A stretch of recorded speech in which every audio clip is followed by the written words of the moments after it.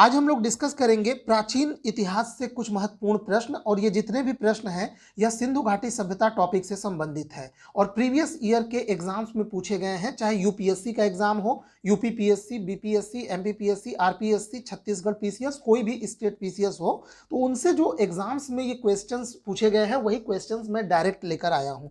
चलिए शुरू करते हैं इस सेगमेंट को। पहला क्वेश्चन है, हाथी दांत का पैमाना हड़प्पीय संदर्भ में कहाँ से मिला है?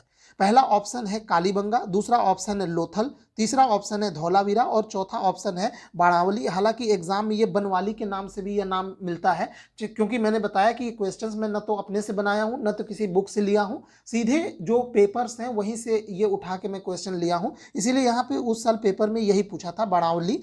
तो ये थोड़ा सा हरियाणवी भाषा में पूछ दिया है, क्योंकि यह जगह बनवाली जो है वो हरियाणा में ही है और यहाँ से मिट्टी का हल का एक खिलौना मिला है, बहुत ही इंपॉर्टेंट साक्ष्य।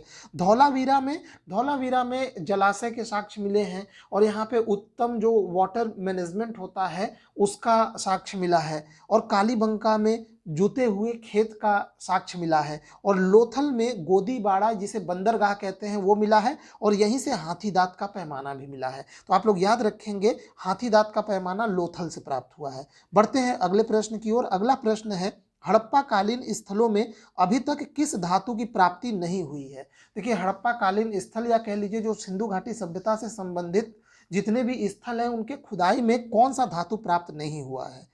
पहला ऑप्शन है तांबा, दूसरा ऑप्शन है स्वर्ण, तीसरा ऑप्शन है चांदी और चौथा ऑप्शन है लोहा। तो ये छत्तीसगढ़ पीसीएस के एग्जाम में पूछा गया था। वैसे भी ये कई एग्जाम में पूछा जा चुका है, डायरेक्ट या इनडायरेक्ट वे में, लेकिन यहाँ पे ये मेंशन है क्योंकि उस पेपर से उठाया गया है।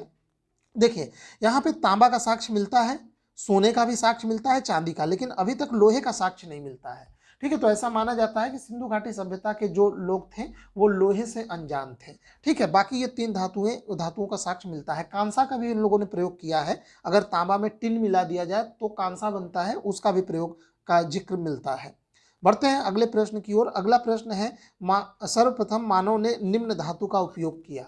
तो जो सबसे पहले मानव ने किस धातु का उपयोग किया यह सभी लोग जानते होंगे, अगर नहीं जानते तो इसको याद रखिए। मानव के द्वारा जो सबसे पहला धातु प्रयोग किया गया था वो था तांबा, या यूं कह लीजिए तांबा खोजा गया था। ठीक है, बाकी ये बाद में आया, सबसे बाद में जो ऑप्शन है उसमें लोहा ही आएगा। ठीक, बढ़ते हैं अगले प्रश्न की ओर। अगला प्रश्न है, भारत में हड़प्पा का वृहद स्थल है। ये क्वेश्चन ध्यान दीजिएगा, झारखंड पीसीएस में पूछा गया था। ये पूछा गया था कि भारत की बात की जा रही है, सिंधु घाटी सभ्यता का पूरा विस्तार भारत पाकिस्तान दोनों में, लेकिन यहाँ पूछा है कि भारत में हड़प्पा का सबसे वृहद स्थल कौन है। देखिए, सबसे बड़े स्थल जो हड़प्पा मोहनजोदड़ो हैं वो तो पाकिस्तान में है।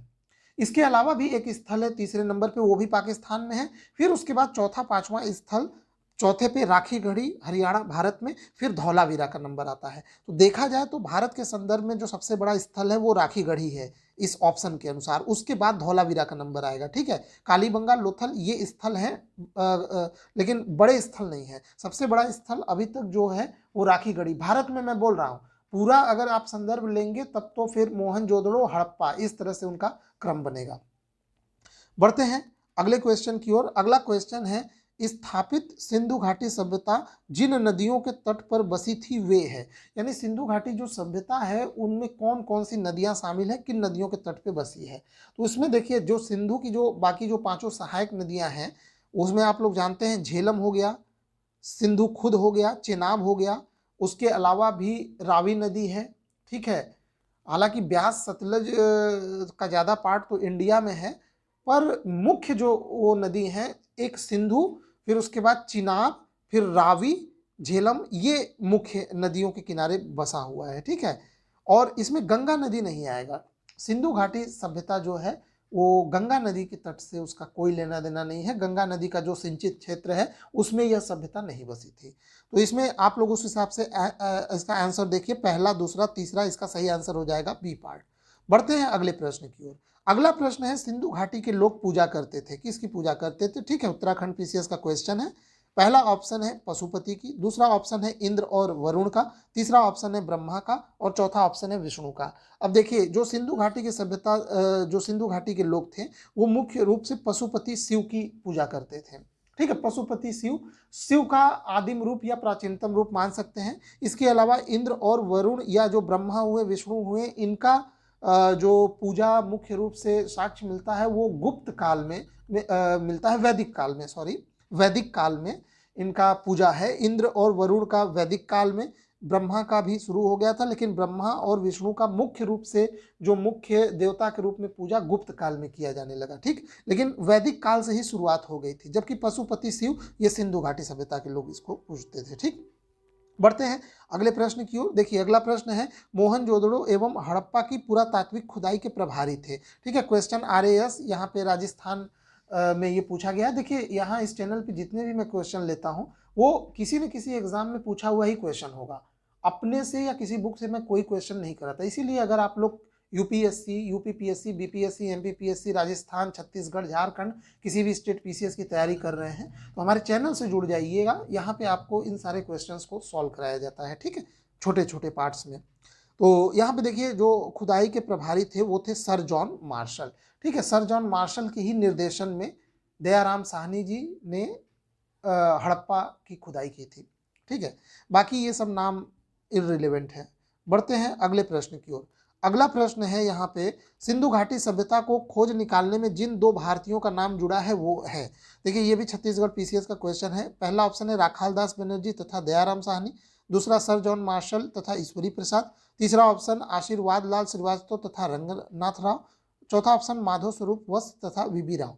अब देखिए यहाँ पे जो शुरुआती नाम पूछा जा रहा है कि जिन दो भारतीयों ने, तो वो पहला ऑप्शन है दयाराम साहनी का सबसे पहले नाम आता है। दयाराम साहनी जी ने सर जॉन मार्शल के निर्देशन में हड़प्पा की खुदाई की और सबसे पहला स्थल हड़प्पा ही खोजा गया था। इसीलिए एक कन्वेंशन होता है इतिहास में कि किसी भी सभ्यता का जो सबसे पहला स्थल खोजा जाता है उसी पे उसका नाम भी रख दिया जाता है, इसीलिए इसका नाम हड़प्पा सभ्यता पड़ा। हालांकि बाद में मोहनजोदड़ो की खुदाई हुई तो मोहनजोदड़ो हड़प्पा से ज़्यादा बड़ा शहर है और इस सभ्यता का मुख्य शहर है, लेकिन फिर भी नाम पड़ा हड़प्पा सभ्यता। और इसके अलावा एक दूसरा प्रचलित नाम होता है नदी के नाम पे, जिस नदी के आसपास वो सभ्यता बसी है, तो इसीलिए इसे सिंधु घाटी सभ्यता का भी नाम दिया जाता है। और उसके बाद जो दूसरा मुख्य शहर है मोहनजोदड़ो, उसकी खुदाई राखाल दास बनर्जी जी ने की थी। तो ये दोनों लोगों का नाम जुड़ता है शुरुआत में। आगे बढ़ते हैं। अगला प्रश्न है, हड़प्पा का उत्खनन करने वाले प्रथम पुरातत्वविद जो इसके महत्व को नहीं समझ पाए। देखिए जब सर जॉन मार्शल के निर्देशन में इस सभ्यता की खोज की जा रही थी तो उससे बहुत पहले कनिंघम साहब ने भी इस सभ्यता के कुछ पुरा स्थलों की खुदाई की थी, लेकिन वो उसका कोई खास महत्व नहीं समझ पाए और उनको ये इस बात का उम्मीद नहीं था कि ये सभ्यता बहुत बड़ी है, और जो साक्ष्य मिला था उसको नज़रअंदाज किया या उसको बहुत ही अंडर एस्टिमेट किया। तो अलेक्जेंडर कनिंघम का भी नाम इसमें जुड़ता है, जो कि UPPCS के एग्जाम में पूछा गया था।